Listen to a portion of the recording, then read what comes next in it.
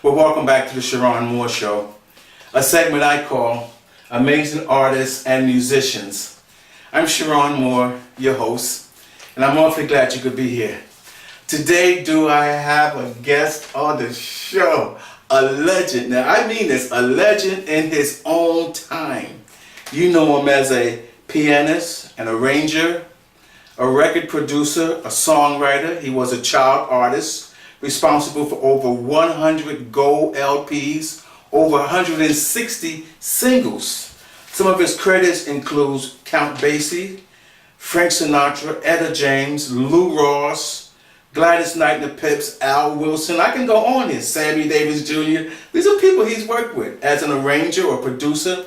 Pat Boone. You remember Junior Walker in the All-Stars? Shotgun. Worked on that. Just love this guy. I'm awfully glad that he's letting us in today to get a chance to talk with him. Will you help me welcome, please, my dear friend, H.B. Barnum, here at Amazing Artists and Musicians.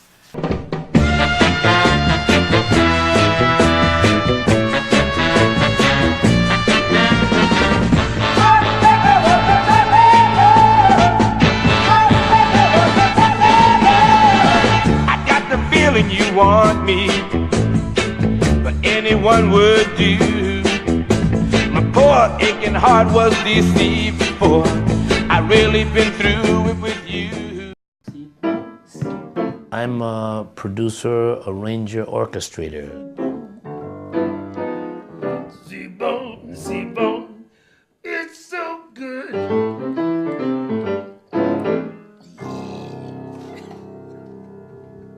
Hello, HB. Hello. Hey, buddy. How you doing, Ron? How you doing? Thank you for having us here in your beautiful home. Well, thanks for coming up, and it's kind of hot outside, but we're cool in here.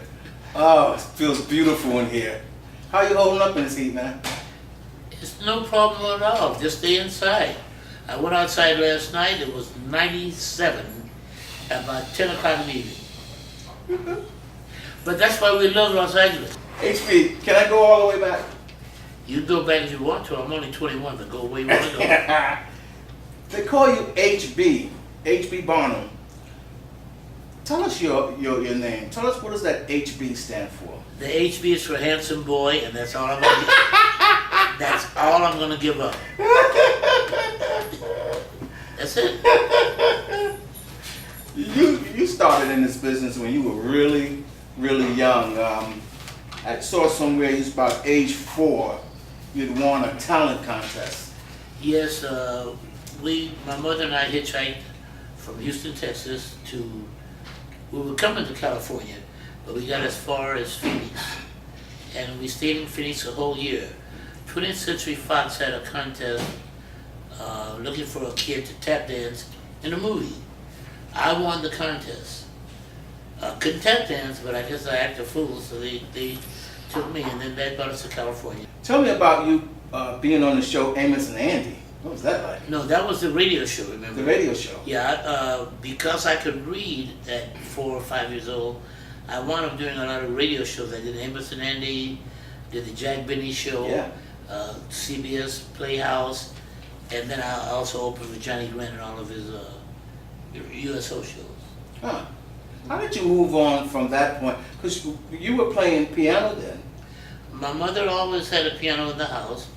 I didn't take lessons on the piano, but just she played her little songs, and it was just part of our life. What were you doing on those shows at age 4? Were you singing? Mostly acting, reading script. Okay. Yeah, I was. Jack Benny had a group of kids called the Beverly Hills Beaver Scouts, and I was one of the Beverly Hills Beaver Scouts. And I did several voices. Of course, my original thing was to be the young Rochester, type. But I wound up reading a lot of kids' lines because they couldn't read at that age, and they would teach them lines and they flubbed them. Remember, everything was live, so if they flubbed a line, that line we had to do that over again. So I was able to read and retain everything. So I wanted to read a lot of lines they would take away from other kids and give to me. Incidentally, there's now a group of kids from the old radio shows who meet once a month, and we get together. A lot of us remember from back in the day, and we get together and we do whole radio shows. We do like the veterans hospitals and senior citizens places, and we do a whole live radio show with all the sound effects and everything. Wow. Yeah, so we do that once a month. Wow. Yeah. Now, after that period, I read somewhere where you were singing with the doo-wop groups. Well, a gentleman by the name of Eddie Ray saw me on a show, so he signed me to a contract at Imperial Records, and I made 2 or 3 records when I was 8, 9, 10 years old. After that, we moved into the projects over in Aliso Village, East LA, and my auntie had a boyfriend whose name was Dootsy Williams, who had Dutone Records. Prior to that, one of my aunties was married to a gentleman named Jack Lauderdale, who had the first Afro-American record label. He had artists like Little Lester Phillips, Mel Walker, Handsome Mel Williams, Johnny Otis, were all on that first label. And then Dootsy came into being. So my exposure to the music was early because of those record labels, also because I was kind of a wayward kid who couldn't stay home at night. Mm-hmm. So from 6, 7 years old, I would roam the streets and go to places like the $1 Million Theater, the Orpheum Theater, Paramount Theater, the Ebony Room, the Trocadero. I would get on the streetcar, sit outside, listen to music, and not thinking about being a musician, but just mesmerized by the music. So I heard all the early artists like your Bassies and your Sutter Finnegans, Stan Kitten, Louis Jordan, Bull Moose Jackson, Dinah Washington. I heard all that music then growing up. So when the Dutone Records came into being, first of all, I became a medallion, which was one of the groups that had a Dutone. Then I became a penguin for about 3 weeks. Then I became a metalrock for a couple of weeks.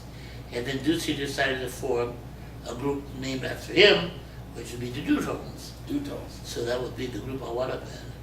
Now, somewhere in there, that had something to do with the Coasters, didn't it? That came a little later on. Being in all the groups, I became a member when Carl Gardner and Billy Guy left the Coasters. I replaced Carl Gardner. So I got a chance to sing all of his good songs. You know, Loop de Loop Mambo and 10 Days in Jail. I got to sing all Carl songs. Yeah. Wow. Did you go to Capitol Records after that? Capitol Records came about because I had my own little label, and I was recording, and I used to go to Capitol to do a lot of my sessions. And so a guy named, one of my best friends, a guy named Dave Axelrod. Yeah. Dave was looking for a job. Capitol had an opening for a producer, so we maneuvered that Dave into that position. He got the job at Capitol, and then I had to do all the arrangements. We kind of 1-2 punch, you know. Right. They wanted to sign me as a producer, but then I would forego all the money I was making as the arranger. So Dave was the producer, I was the arranger, and we did multiple sessions at Capitol. We had quite a success there. Let me just read some of your credits, speaking of success. And I would need, like, this side of the paper and that side of the paper to give you a credit. Let me just read you a few of them. Count Basie, Frank Sinatra. This one I love. Junior Walker, Shotgun. Oh yeah. You worked on that record? Yeah. What'd you do on that record? I helped them arrange it. Well, at Motown, when we used to do Motown, we would just we would give an assignment to do this song, this song, this song. Most times we didn't even know who it was for. You know, so maybe one guy might do the strings, and one guy might do the rhythm, and one guy might be there at the vocal, and the producers would come in and they did the vocals. So a lot of records, when people ask me, did you work on that record? Sometimes I'm not quite sure because we wouldn't have titles necessary. Sometimes we didn't have a whole song. Sometimes Brian and Eddie and Lamont would just give us a dun, dun, dun, dun, dun, and then we would develop from that Wow. a whole song. And then they would write the lyrics after that. Or maybe they would give us a title and 2 bars. And that's the way it worked. Let me read a few more of your credits. Then I'm gonna talk about how many songs and so forth. Because I don't think most people in their whole life would do as many songs if you've had gold records and singles. But let me come back to that. So, Etta James, Lou Ross, The Supremes. We got to talk about her. Aretha Franklin, Little Richard, Gladys Knight, Al Wilson, Marilyn McClue, Billy Davis. Great couple. 50 minutes, yeah. Yeah. Pat Boone. This is like tip of the iceberg. Jerry Butler, last but not least, Sammy Davis Jr., Barry White. Well, I'm not the utility guy. I can come in and fix things when they're broke. If you need an idea, I can come in and give you an idea. Wow. So sometimes, you don't get the credit for producing or arranging. You're just there in the mix. So that's what I've always been. Some people say, "What do you do?" I say, "I'm just a utility player. I'm not the top hitter on the team, but we needed something fixed and done. Yeah. They call me. I call you a hit maker. I'm lucky. 100 gold LPs Well, and 160 singles. numbers I'm not sure about. Because you can't tell. There are things. Recently, I found out that I have 2 gold records last year in Poland. Wow. With an artist I work with, because I don't keep up on that. They call me and say, "Hey, we just went gold," and then it resonates, but that's not what's on my mind right now. So I've been fortunate to be part of a lot of people's careers, and fortunate enough that I retain the friendships. They still call me. Last year, the OJs called me. Wow. I hadn't worked with them in over 30 years. Eddie called me and said, "We want to redo our act. We want to add something to our act."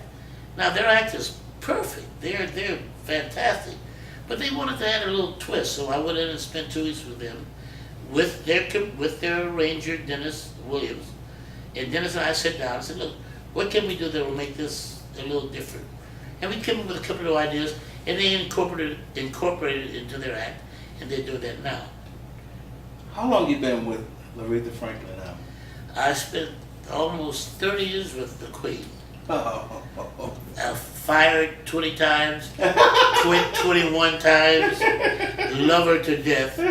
She is by far one of the greatest voices of last century and this century too. Because so far this century I haven't heard anybody that's going to do anything different. I like that.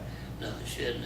And so multi-talented, because what she did, she's able to sing any kind of music. See, what people understand, people hear somebody like Aretha, they sing what they call soul music. But Aretha can sing opera, she can sing pop, she can sing country, as most of the Afro-American artists can do. What do you think of today's music and its loops? It's not a whole full track, it's 2 or 3 bars of something and they loop it. What do you think of all of that? Do you still call it a song, or is it considered songwriting? I admire these young people. No, I don't understand it. I don't call it music as I know music. But there's a genius to it, because they're able to do the things that people in my generation do well. It's called the music business. They found a way to make it business pay. People that came out of my generation, we're not old school, we're antique, okay? That's the name we have. And people came out of that antique generation. We knew how to make music, songs, whatever, but we didn't know how to take care of the business. So I admire these young guys that come out who are making millions and millions of dollars, because they know how to market their, whatever it is, whatever you want to call it, they know how to market it. They know how to bring the crowds to the venues. Feels good to be back. I missed you. Relax your mind, let your conscience be free. You're now rolling with the sounds of the BBE. You know what time it is. Report to the dance floor. Talk to 'em. See you at the corner of my eye, leaning on the wall, looking fly. Now, I would like to see them know a little bit more about the craft of music, because as the wheel turns, it may get back to where you need to know what lyrics are. It may get back to where you need to have a melody. It may get back to where you need to have, a chorus, a bridge. And if it does, they're going to be lost. But they're going to be lost like the entire population, because in 20 years, 30 years, when everybody depends on computers, nobody will know how to count 1, 2, 3, 4, 5, 6, 7, 8, 9, 10. Nobody will know that. Nobody will know how to remember numbers. Nobody will know how to spell. So if it keeps going like it's going, it won't only affect the music people, it's going to affect the whole entire population, except the few people who retain the basic stuff, who can then press a button on a computer and cancel out everybody's. So I love the music. I love the kids. They put rhymes together that don't make sense. I can't do it. In my studio, I have 4 or 5 young people who do that, who I go to say, "Is this good?" And, "Oh, that's dope, man. That's dope." Dope. Oh no, doesn't mean what you think it means. So it's, we have to give them their due. When I was coming up and jazz was prevalent, that crazy music, Ornette Coleman, Coltrane, oh my God, But so that's what we're doing now to them. Wow. So it's all relative to the time. What do you? This is a harsh one. This is a different one. What do you think of, in your day, you guys sung love song to women, embellished them, loved them, and admonished them, and now the guys are calling them bees and all these names. What do you think of that? I should even ask you. It's hard for me to imagine that 30 years from now, some woman's going to be happy with being called a bee. Yeah. It's hard to imagine. Mm-hmm. However, I don't know, because we don't know what the society is going to be 30 years from now. Yeah. We know what it would. I would like it to always have what you call love songs. Right. There are some songs being written today, that are good songs. I don't know where they are, but there are some good songs being written. There are some people who can sing, but and there's some good movies being made that will carry that forward. Look, if we can keep Beethoven alive for 10 centuries, and I don't even know if anybody else could write music at his time, because he didn't have any competition by law, by society's standards, if we certainly keep Snoop Dogg and Master P alive, because somewhere in their wisdom, remember, in songs, in poetry, in rhyme, comes social change, comes all change. We talk about it, and then somebody performs it 20 years from now. So even if, without NWA and people like that, and Tupac and people like that, how much social change we have had? Because the Martin Luther King era had a kind of almost to the point where people, especially young people, didn't know who Martin Luther King was. They knew it was a holiday, but they didn't know why. So when you get the NWAs and the Tupacs and people like that who come along and talk about social injustice and everything, it makes a difference. So do I like the names and stuff like that? No, but that's not the whole thing. Don't just look at that and make that the whole thing. They're doing a lot more than we want to give them credit for. Yeah. You get a chance to work with a lot of those guys, huh? Yes, I do. A lot of those young rappers and people. Yes, I do. What's that like? Well,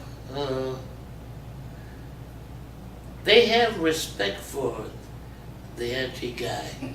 Antique, I love that. Yeah. Antiques are expensive now. Well, sometimes It's like any other time. There were times in my time that certain artists I couldn't work with because they were too headstrong and just too full of themselves. Same way today. But you have some artists now. They'll look at you and they'll listen to your wisdom. They'll incorporate it into what they're doing. Doesn't mean they have to change everything they're doing.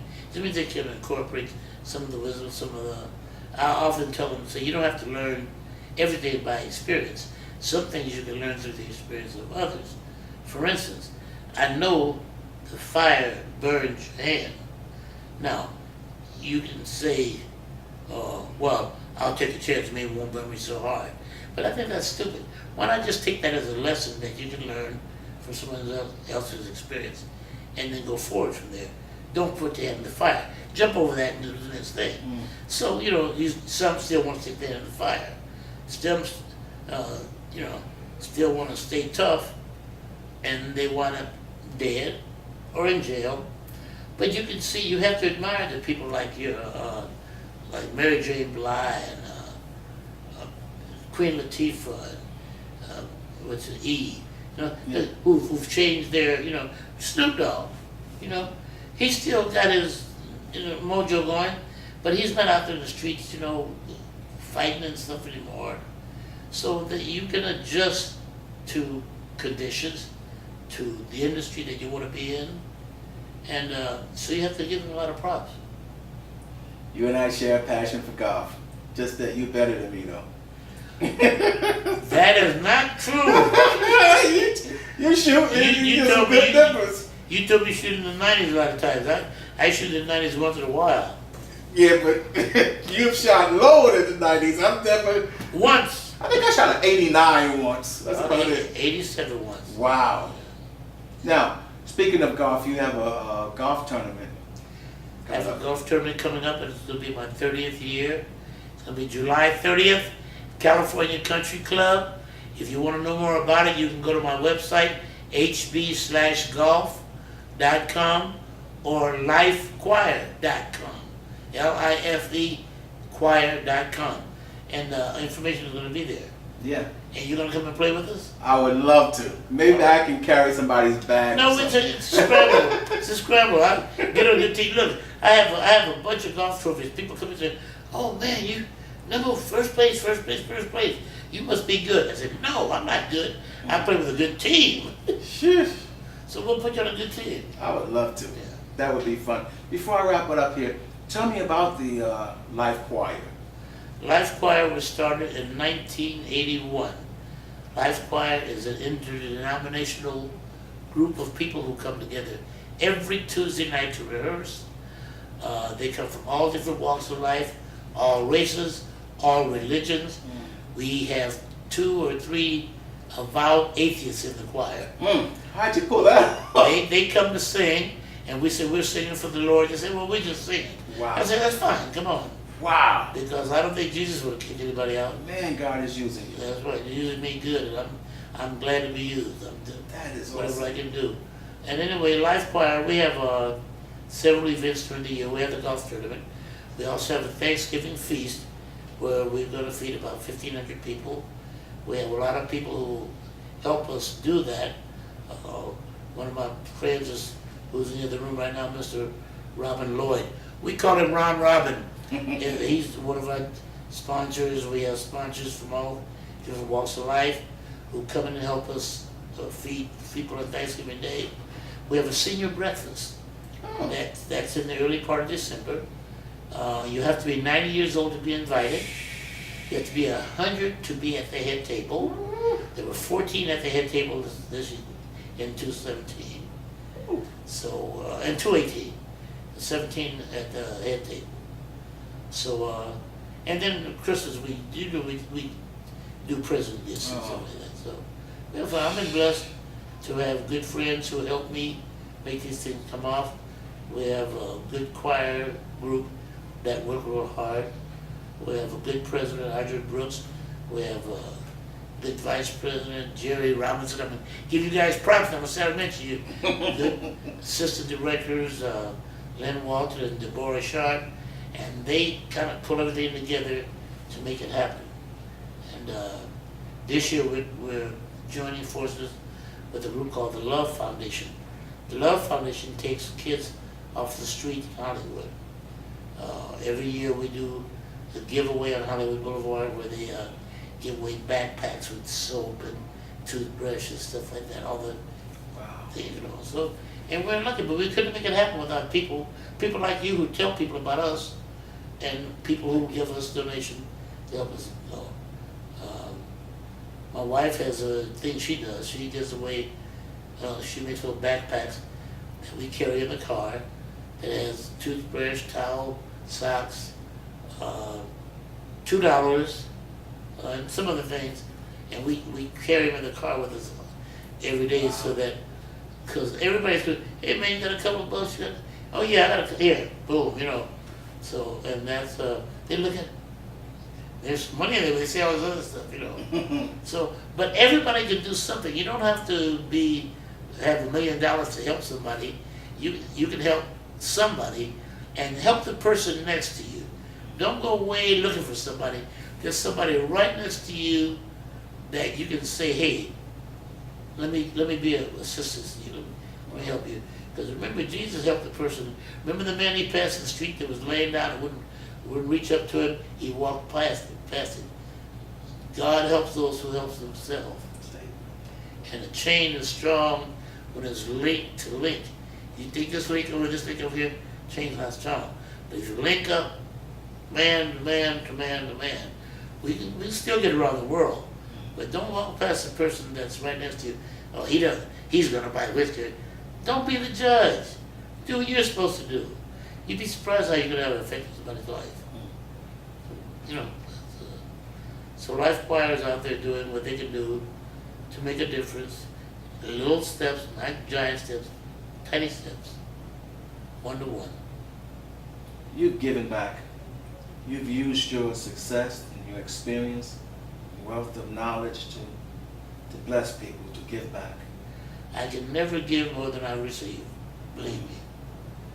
I mean, every day somebody does something wonderful for me. So, and God, I'm walking and talking. You know, most people your age can't do that, you know. I'm just 21, so you know. Yeah. For all the upcomers, young kids, the young, amazing, the show is amazing artists and musicians. For those people out there that aspires to be musicians, actors, entertainment field, would you leave a kind word for them of counsel and advice? First, try to be a good person. I mean, I know it sounds kind of corny, but it's hard to be successful if everybody doesn't like you, and that's up to you. I mean, there's enough hatred going around but if you could be a decent person and then know your craft, whatever you want to do, if you want to be a singer or an actor or a truck driver, know what you do. Don't and it doesn't happen overnight. You have to work at it. It's repetition. I don't care if you're a golfer or a singer or a writer. You have to keep doing it over and over and over and over, so that it becomes part of what do you call your MA? What's the police say? MO? Part of your MO, yeah. Yeah. So, and if you do those things, you'll find that things will happen for you. HB, in closing, let me just say, pianist, arranger, record producer, songwriter, child actor. You've done it all, man. Golfer. Some of the other stuff, man. Golfer. Yeah, we play a little bit. Yeah. Thank you so much for doing the show. So thank you, and everybody make sure you watch the show and watch all of the shows, because there's a lot of information that might help you. Not mine, but the rest of them. His. Thank you, my friend. Thank you. I really appreciate it. Thank you. God bless you, man. And thank you for your body of Look work. at our wonderful city out here. This is Los Angeles. We love it. Y'all can have the heat, though, huh? We hope you say bye and wave to these people. Bye. Say bye-bye. Bye-bye. Thank you for joining us. We'll see you again. here at the Cheron Moore Show. Bye now.